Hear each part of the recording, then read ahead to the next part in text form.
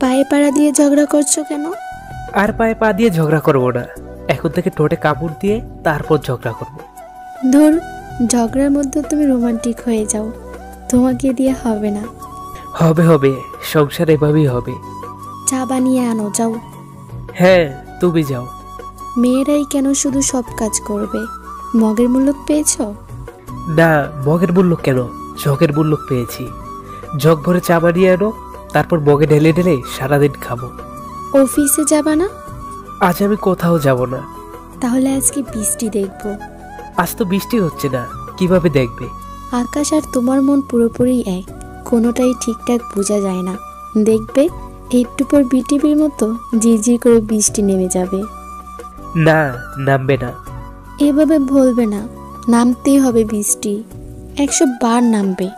আমি প্রস্তুতি নিয়ে রেখেছি।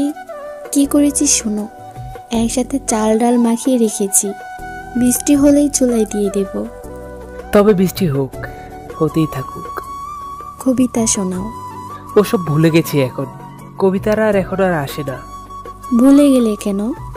মুগ্ধ করতে হয় না বলে। সব মুগ্ধতা কেটে যাবে। কেটে যাক, মুগ্ধতা কেটে গেলে সংসারে ছিগ্নতা আসে। তোমার যত ভুলভাল কথা।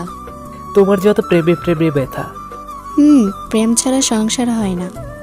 সবাই তো আর প্রেম দিয়ে সংসার করে না, কত রকম সংসার হয়, কত কত অভাব থাকে।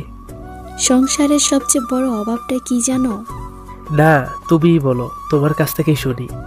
ভালোবাসার অভাব। সেই ভালোবাসার অভাব একবার হয়ে গেলে সারা জীবন শুধু কি যেন নেই, কি যেন নেই, এটা ভাবতে ভাবতেই কেটে যায়।